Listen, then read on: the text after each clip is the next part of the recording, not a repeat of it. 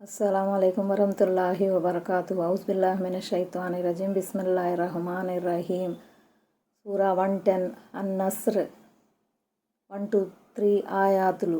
అన్-నస్ర్ అంటే సహాయం, పరిచయం. ఈ సూరా ముఖ్యంగా విశ్వాసులకు హామీ ఇవ్వబడిన దేవుని సహాయం గురించి ప్రస్తావించింది. మొదటి ఆయతులో వచ్చిన నస్ర్, సహాయం అన్న ప్రస్తావననే ఈ సూరాకు పేరుగా పెట్టడం జరిగింది. ప్రజలు తండోపతండాలుగా సత్యధర్మాన్ని స్వీకరిస్తారని ఈ సూరా తెలిపింది. అల్లాహ్ ఔన్నత్యాన్ని స్తుతిస్తూ, ఆయన పవిత్రతను కొనియాడుతూ, ఆయన సన్నిధిలో పొరపాట్లకు క్షమాపణ కోరుకుంటూ వినమ్రులై ఉండాలని ఈ సూరా ఉద్బోధించింది. ఆయన నంబర్ 1, ఓ ప్రవక్త, అల్లాహ్ సహాయం అందినప్పుడు, విజయం వరించినప్పుడు. ఖురాన్ అవతరణా క్రమం ప్రకారం ఇది చివరి సూరా. ఈ సూరా అవతరించినప్పుడు దైవ ప్రవక్త సల్లల్లాహు అలైహి వసల్లం మరణకాలం సమీపించిందని, అందుకే దైవ స్తోత్రం, క్షమాపణ గురించి ఆయన సల్లల్లాహు అలైహి వసల్లంకు ఆజ్ఞాపించబడిందని కొంతమంది సహాబీలకు అర్థమైపోయింది. ఆయన నంబర్ 2, ప్రజలు గుంపులు గుంపులుగా అల్లాహ్ ధర్మంలోకి వచ్చి చేరటాన్ని నీవు చూసినప్పుడు. అల్లాహ్ సహాయం అంటే మిథ్యావాదంపై, మిథ్యావాదులపై ఇస్లాం మరియు ముస్లింలకు లభించిన తిరుగులేని ఆధిక్యం. విజయం అంటే మక్కా విజయం అన్నమాట. మక్కా నగరం దైవ ప్రవక్త జన్మస్థలం. కానీ అవిశ్వాసులు ఆయన్ని అక్కడ ప్రశాంతంగా ఉండనివ్వలేదు.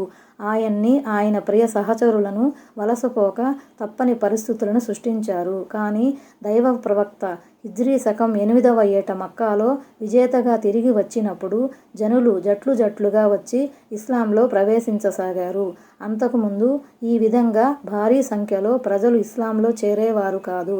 మక్కా విజయం తరువాత పరిస్థితి అనూహ్యంగా మారింది. ముహమ్మద్ సల్లల్లాహు అలైహి వసల్లం దేవుని నిజ ప్రవక్త అని, ఇస్లాం నిజధర్మమని ప్రజలు తెలుసుకున్నారు.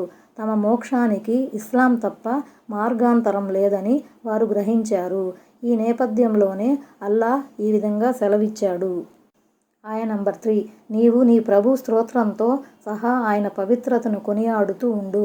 మన్నింపుకై ఆయన్ని ప్రార్థించు. నిస్సందేహంగా ఆయన మహా గొప్పగా పశ్చాత్తాపాన్ని ఆమోదించేవాడు. ఓ ముహమ్మద్ సల్లల్లాహు అలైహి వసల్లం, దైవ సందేశాన్ని జనులకు చేరవేయవలసిన నీ బాధ్యత పూర్తిగా వచ్చింది. నీవు ఇహలోకం నుండి ప్రస్థానం చేయవలసిన సమయం కూడా దగ్గర పడింది. కాబట్టి నువ్వు సాధ్యమైనంత ఎక్కువగా దైవ స్తోత్రంలో నిమగ్నుడవై ఉండు. పొరపాట్ల మన్నింపు కోసం నీ ప్రభువును వేడుకుంటూ ఉండు. ఈ దైవోపదేశాన్ని బట్టి అవగతమయ్యేదేమిటంటే, జీవితము చరమదశలో మనిషి వీలైనంత అధికంగా దైవధ్యానం చేయాలి, క్షమాభిక్షకై వేడుకుంటూ ఉండాలి. అస్సలాము అలైకుం వరహమతుల్లాహి వబరకాతుహు.